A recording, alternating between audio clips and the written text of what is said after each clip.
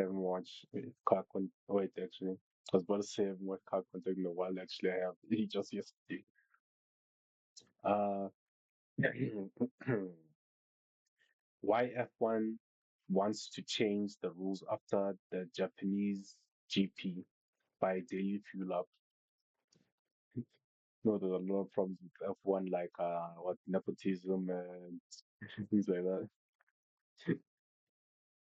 Yeah, I've got okay, no let's go. power. It was just mess for everybody. Let's retire the car, Let's please. see. Retire the car. Everything that could go wrong went wrong. Lando Norris never Oh, nearly got really? out. This is very frustrating and disappointing. This is why F1 wants to change the rules after the Japanese GP. First, there's that one thing that seems to piss everyone off, the battery. If you look closely at the onboard telemetry from the opening weekend in Melbourne and the second race in China, you will see something completely bizarre. In fact, these are shifting patterns that defy over 70 years of motorsport logic. I mean, we're supposed to be watching the pinnacle of motorsport, yet these new 2026 power units have forced the drivers into a driving style that goes against every natural instinct they possess. Down in turn 10, a bit of a lockup for George Russell. Is that more speed So that he's taking? It is basically where the driver begins to downshift at top speed to help the battery regenerate power. And to understand why this is happening and why what? everyone in the paddock is suddenly so stressed, unless your name's George Russell, we have to look directly at the maths behind these new regs. Almost 300 Yeah, horses have explain it. been removed. And to get this back, the car Why? needs to fully rely on the battery. We are no longer in the era where the Huh? V6 engine does all the heavy lifting, while the battery just adds What? Bro, why? How come this is so desperate to make all the cars electric? Like, why do this? And it's clearly causing problems. Why would you do this? on the battery. We are no longer in the era where the V6 engine does all the heavy lifting, while the battery just adds a polite little nudge out of the corners. We are now looking at a near 50-50 split in total power output between the internal combustion engine and the electrical system. The cars are now looking around a Why? battery that holds an effective 4 megajoules of energy, which feeds a massive electrical motor. The MGUK, and this is capable of deploying 350 kilowatts, or roughly 469 horsepower. The battery drains so fast that if you blink, you might miss a driver going from a terrifying top speed to looking like they accidentally shifted into a school zone speed limit. Oh, dude, what the f... It's honestly, I have no words. And to answer the question so Uh, heavily debated among the fan base and I'd be theorized so on mad social about media, this. yeah, it is true that the cars are exclusively using the rear axle to generate all that electrical energy. When the FIA drafted the 2026 rules, they made two critical, highly controversial decisions regarding energy recovery. First, they completely removed the MGUH, which is the complex and expensive motor generator unit that used to sit on the turbocharger and harvest free energy from the engine's Wait, so is it the so it's the F1 rules that made the companies do this? Right. Yes. Mm. exhaust gases. Second, early proposals to introduce front axle regenerative braking were entirely scrapped. Why? Huh. The real reason was deep-seated paranoia that some genius at Red Bull or Mercedes would manipulate a front axle harvesting system into a secret, highly illegal traction control or all-wheel drive system. Just some classic F1 paranoia. So wait, so traction control is not allowed in F1. Wait, huh? Wait. This goes to show I don't know much about F1. Manipulate a front axle harvesting system into a secret, highly illegal traction control or all-wheel drive system. Just So traction control and all-wheel drive is not allowed, which is surprising because I thought for cars this fast you'd need that by default. Huh. The more you know. some classic F1 paranoia.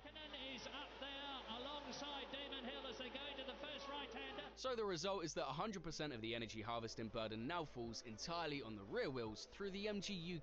And the immense harvesting demand has given us the ugliest buzzword of the 2026 season so far. Super clipping!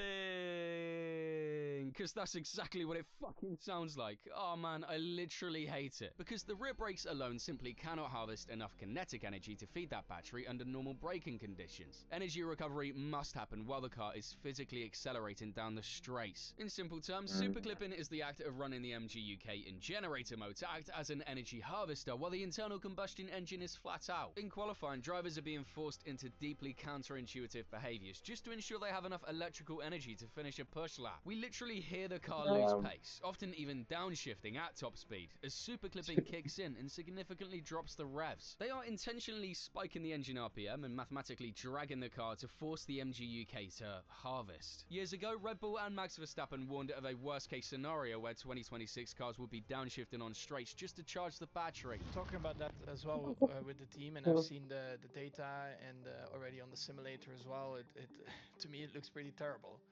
I mean, if you go flat out on the straight in Monza and like I don't know what it is, like 400s before the end of the straight, you have to downshift flat out. And now they are living that nightmare. The straight line speeds are noticeably Oh. dropping out of sheer necessity, and that doesn't make anyone happy. But let's face it, is there anything the FIA can do at this stage to make Verstappen happy? I don't know, but what I do know is that if you smash that subscribe button, I'll be elated. So we have telemetry that shows a speed trace where the car simply stops accelerating long before the braking zone. It turns Saturday qualifying into an exercise in energy arithmetic rather than raw speed. And this brutal energy equation naturally bleeds Yeah, that directly sucks. into the on-track product, which leads to a qualifying and race day spectacle that feels decisively muted. But the Charles and Lewis battles, Joe. Come back, very brave. How's the grip out there? Oh, it's close between the Ferraris for the second day in a row, and Charles Leclerc hangs on to it. Listen, Formula One has historically been about pushing a chassis to its absolute aerodynamic limit. It's about finding the edge of physical grip. It was what separated immortals from the greats. But right now, high-speed corners are no longer being taken at the limit. Just take that spectacular sweep in turn 9 at Melbourne. Under the previous regulations, this was a benchmark of bravery. But in 2026, the drivers are purposely not taking the corners like this at their full limit. And to be clear, this has nothing to do with the reduction in downforce on these smaller, more nimble cars. The grip is there, the aero is functioning, and the chassis can easily handle the speed, but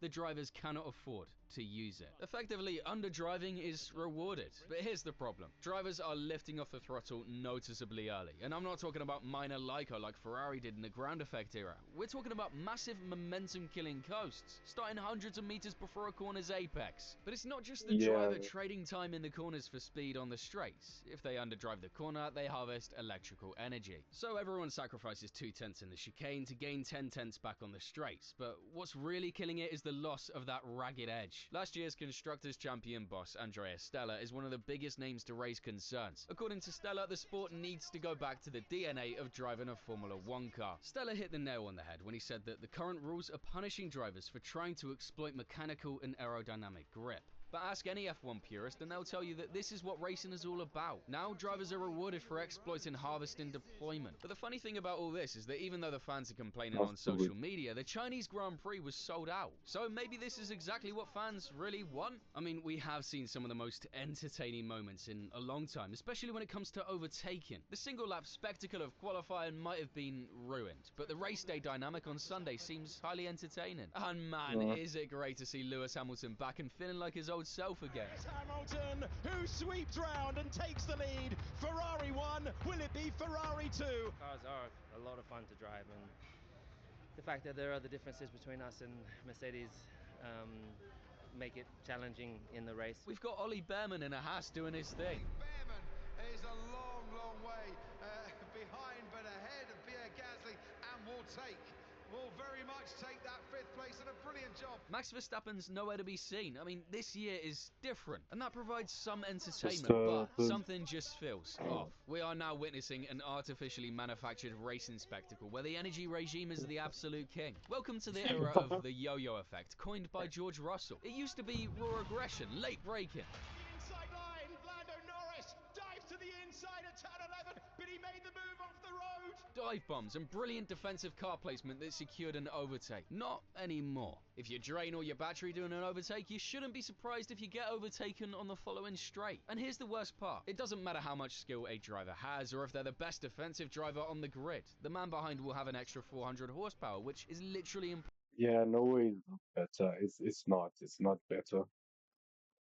And that what's the point? That earlier comment he made of you're a better driver. I mean, more skilled drivers would will be better.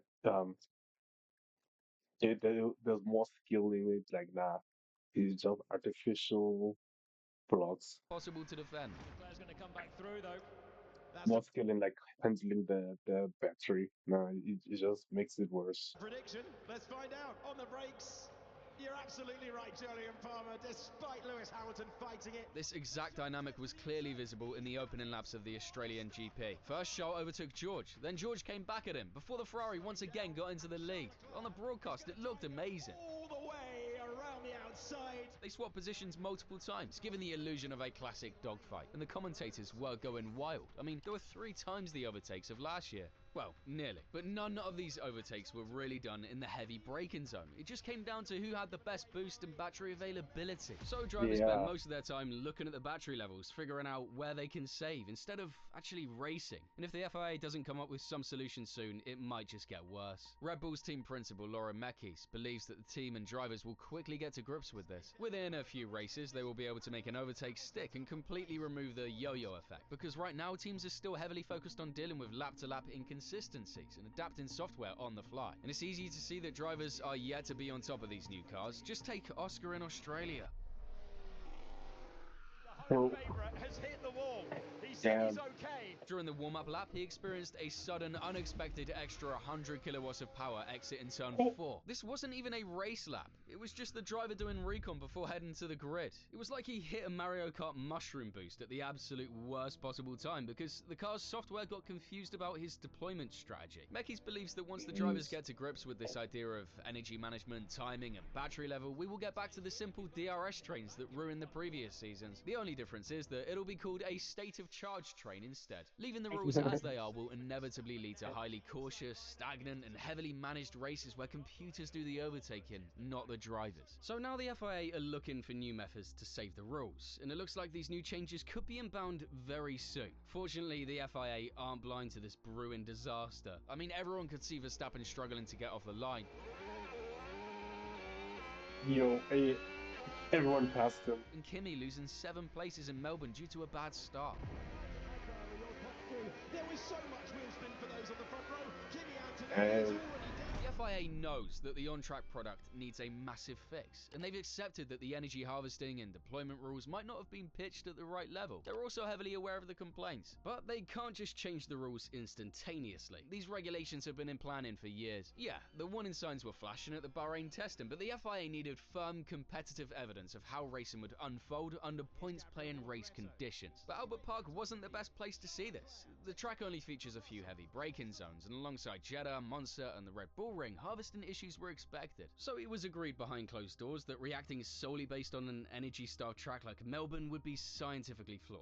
They needed more data points. Then came the Chinese Grand Prix, which even threw in the sprint just to add a little more chaos to the weekend. Teams had fewer sessions to practice and set up the car, but it gave the FIA more opportunity to assess how the harvesting plays out. The FIA has once again delayed it to follow in the Japanese Grand Prix. The cancellations of Jeddah and Bahrain will give them enough breathing space through the whole of April to come up with a solid solution. So how do they actually fix it without throwing out millions of dollars of R&D? The first solution is unchaining the MG UK harvesting power. Right now the MG UK is limited by regulations to charge at 250 kilowatts during superclipping, and the immediate proposal is to increase this limit to the motor's full 350 kilowatt capacity. I'm not a battery expert, but theoretically drivers will be able to charge their batteries more aggressively and efficiently, and they will only have to do superclipping much later on the straights. It wouldn't solve the speed drop-off problem since you can't fight physics, but a shorter, sharper ramp down before the corner would be less painful and more predictable for the drivers. Visually, for us fans, and even psychologically for the drivers, it would keep the cars flat out for much longer. It might even replace the dreaded lifting coast entirely, meaning drivers are at least keeping their foot pinned, which looks infinitely better on TV. But there are even more solutions possibly on the table. One of them, which was actually suggested by Juan Pablo Montoya, is to artificially decrease the amount of power that can be deployed from the battery. The big problem is it would reduce the total horsepower the car has, but the battery will deploy significantly slower. Ultimately, it reduces the extreme momentum-killing tactics to constantly refill it. It should bring back the late braking and allow the drivers to once again take these corners on the edge. While the specifics are very unclear, there are background considerations about finding ways to boost the V6 engine by increasing permitted fuel flow. The same thing Ferrari did in 2019 to gain that extra edge over the competition. But again, this will significantly mess with the FIA's goal of going net zero by 2030. The problem with this is that the FIA So that's the reason. So that's the reason. It's just stupid battery thing, because of emissions. Wow, wow, bro, unnecessary problem. Need to discuss this with the teams. Most teams have been against this from testing, given that drivers will still need to take every possible opportunity to harvest because so much more time is gained with a full battery on the straights. The faster corners will still be taken at a slower speed. And also, these rules might not all be introduced at once, with many team principals urging caution. And to my absolute surprise, even Toto Wolff, the man who has everything to lose, is for a few minor tweaks, but he said it should be to make fans want to watch, and not because drivers and teams are bitching on the radio. But there is one thing we simply cannot ignore. Looked like a lot of smoke coming from the rear of that Red Bull. Bottas comes to a stop. The road goes Lance Stroll. The Aston Martin coming to a halt. It is brand new regulations in 2026, brand new cars, we all expected retirements, but this many? Stop in the box, and then engine off, car is straight out. Just listen to Raffaele, Fernando. And then we fall back a little bit to our natural position, and then yeah, we have an alarm on the car. We have to stop the car once. I think we clear that alarm. We had another problem. We have to retire it for the second time, so it was a little bit of a on-off day. The vibrations on that Aston are too much for Stroll or Alonso to handle. Even more frustrating is that McLaren didn't even manage to take to the starting grid in China, so reliability is one of the massive concerns. And I'm not even talking about Audi just running one car each weekend, and Williams not even sending out signs for practice. These electrical failures are something the FIA hasn't revealed a solution for, but it might be something in the pipeline later in the season. What's clear is that the fans are getting frustrated, the drivers are pissed. The pressure is now on the FIA to come up with a solution. I mean, Max even said he might move to GT3, and if you want to see why, check out this next video on every driver's thoughts after the Chinese Grand Prix. And as always, thank you for watching. good video. Uh, I learned a bit about how the vehicle work. Oh yeah, that's great. And thinking now.